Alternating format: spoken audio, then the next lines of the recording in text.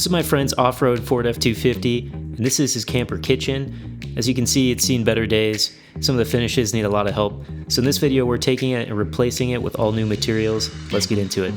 Hey guys, what's up? This is Aaron, and this is my buddy Alex. Hey. Alex hasn't been on the channel before, but he got in contact with me. We've known each other for a long time, but he got in contact with me because he bought this Ford F250.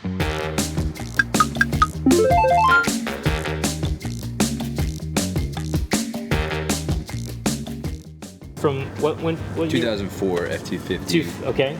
And he also has this camper. Can you explain a little bit about that? Yeah, it's a 03 four-wheel camper Hawk. I've been looking at something like this for a while. I didn't know if I was going to go with a van or with a slide-in camper.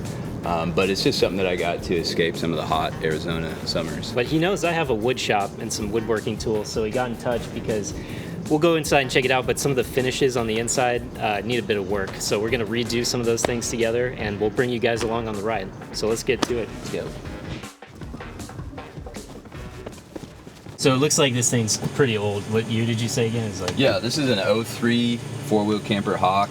It pairs up nicely to my 04 F250, but it's seen some life. It's been lived in and loved, and so I'm just looking to take a couple of these new materials, modernize it a little bit. Yeah, and some of this stuff, like, you know, it's just usability here. You know, it's pretty hard to get those open, and some of these are pretty warped. Like, I don't know if we take this off and show them that. Yeah, there's a lot of warping on there. You want me to basically take this, build some new countertops, some new drawer faces, and then we'll probably redo the sliders on the drawer, right? Yeah. Just talking. I mean, we were liking cleaning up this front face. We couldn't decide if we wanted to redo it or not, so that could be something in the future. But for this first iteration, we were just going to put some more modern building materials on here, like white oak, and then I just paint this black, and then I think we'd have kind of a clean setup. So yeah. So cool. I'm going to take some measurements, and then I'll start working on this project, guys. All right, so the first thing I'm going to do is measure the countertops with my trusty tape measure. This one was 22 by 24 inches, and the other one was 35 by 24. I also took this time to measure the drawer front faces. Two of them were the same size. One was a little bigger. One of the countertops had this cutout for the stove, so I just measured that as well. We got the wood from this project from a local lumber yard. This is white oak. I think we kind of got ripped off though from that lumber yard because there's a ton of knots. The wood was really warped and wavy. We had to order it online because they needed to do a bunch of milling, and I would never do that again because I would always go in person and try to pick out the best boards. But yeah, lesson learned. Now we're just cutting out a couple different boards for the countertops. These are 6'4" boards, so they're a little thicker. We also have 4'4" boards for the front face drawer faces, which are about 1 inch thick. And then when you get this wood, one of the sides of the wood is usually straight. They rip it straight. The other side is rough cut, so you have to make sure it's straight to glue it up. So we're just running it through the bandsaw here to get that second straight edge parallel to the other edge. And then when you do this, one of the edges is kind of rough, so you have to run it through a jointer just to clean that up for a flat glue surface. Whenever I glue stuff, I always manage to get the glue everywhere. I don't know how, it just happens, but right now I'm just putting some little plastic sheet on the ground so that we don't manage to get the glue on the ground. And then we're putting a ton of glue on the sides here. You want to make sure you have enough glue so that it doesn't separate after you glue it up. And then we just use some little cheap disposable paint brushes to make sure it's completely covering the edge. You can see there's some runoff here, but it doesn't really matter. That'll just plane out once we start milling the wood. Biggest issue though here is we only use 2 clamps, and you'll see that we got quite a bit of warp in the board.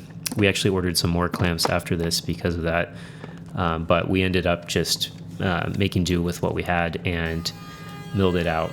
So if you can see here, there are some spacers underneath the board. That's because there was so much warp, we had to kind of prop it up to get it flat. And then we just ran a bunch of different surfacing operations to get the warp out of the board. So we lost quite a bit of material, but fortunately the board was so thick that it didn't really matter.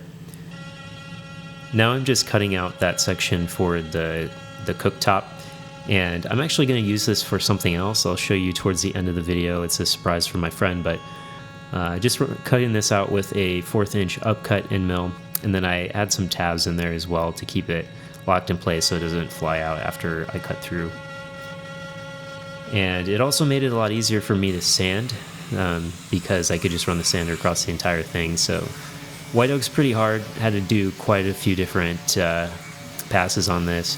Went from 80 grit all the way up to 220, 320. And now I'm just cutting tabs out from that little section. If you're interested in how I modeled this countertop and made the cam tool paths for my CNC, make sure to check out my Julia Guitars sign video. I go in depth on how to do that. We did this over the course of a couple days. So this is the second day, and we did this on the second day because we realized those clamps were just not going to cut it for the countertops. So I ordered some more clamps on Amazon, and then we just did the same process. This time we got the boards very straight, and there was still a little bit of warp in there, but it's just because those bores came pretty warped. So nothing that the planing operation couldn't handle. We put it back on the CNC and did some more facing operations. This time we were able to get it flat much easier, but I did end up planing this down all the way to the same thickness as the other countertop for consistency.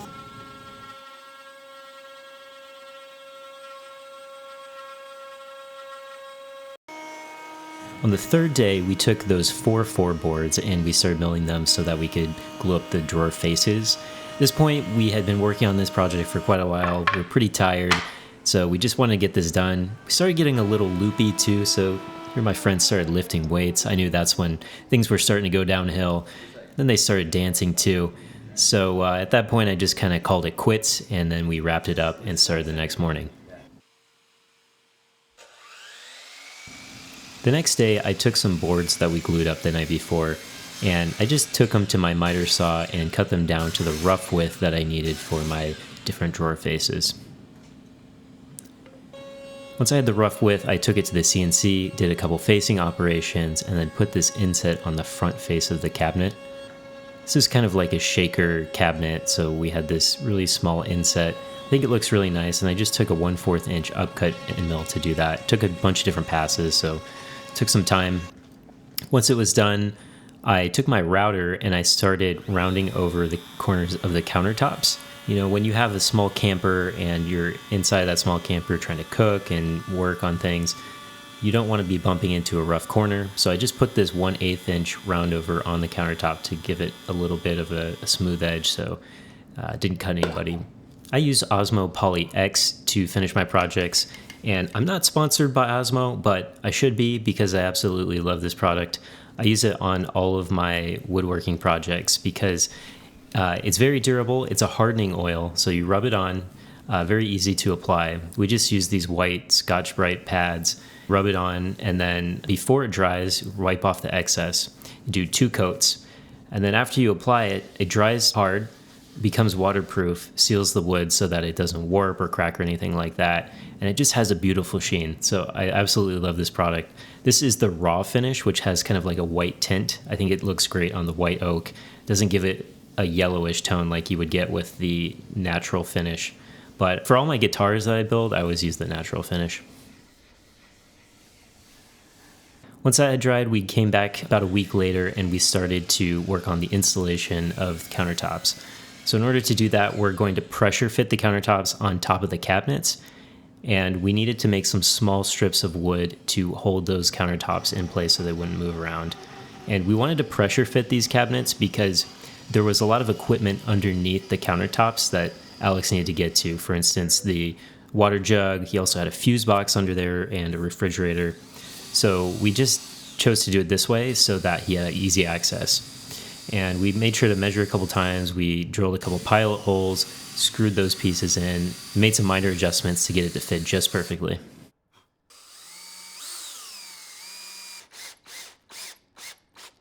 At this point, we started to assemble the cabinets, and we realized that the hardware just wasn't going to cut it. As you can see here, the hardware is really falling apart. It was really hard to get those hinges off the cabinets. And at this point, we were just so frustrated that we called it quits for the day. Later on, Alex actually installed the hardware by himself. So I actually don't have the footage of the installation because Alex did it on his own. But we're going to do a final reveal and show you exactly what we changed. All right, so I'm about to go film some B-roll at my friend Alex's place. What he doesn't know is that I actually took his countertop and I made a cutting board of the surface of it. So I'm gonna take this and drop it off and see what he says. Let's get his reaction to that surprise. So check in when we get there.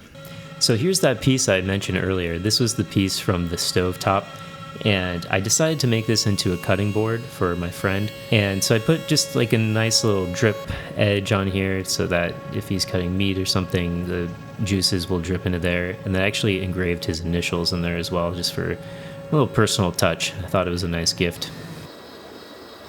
So let's bring it over to him and see what he says. What's up, dude? It's only 99. Yeah. There you go. Look at this fucking guy. Thanks, Aaron. Can't swear on the channel. Alright guys, we're back with the camper. We got everything set up. We're gonna take you inside so you can check out all the work that we've done. So follow me.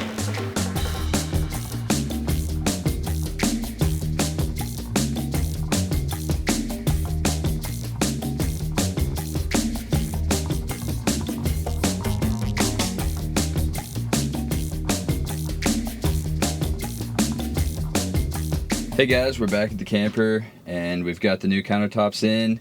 We've got the drawers.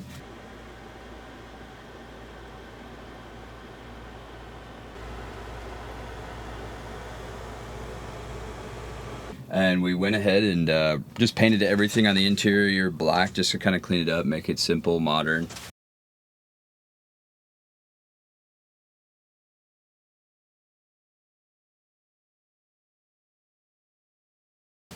And then we had to do some just updating to some of the drawer hinges and everything, so we got that there. It's really nice, just ease, smooth, and all that. So yeah, we are gonna fix the backsplash. We just have some temporary up there, but stay tuned for another video. We'll probably be working on this camper again.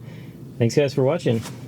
All right, that's it for this video. If you enjoyed, make sure to subscribe to keep up to date with all of our latest videos.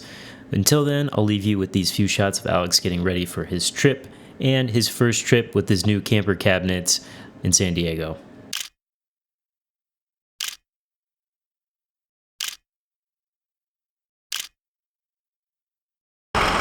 all right guys, stay tuned for the next one, see what we do.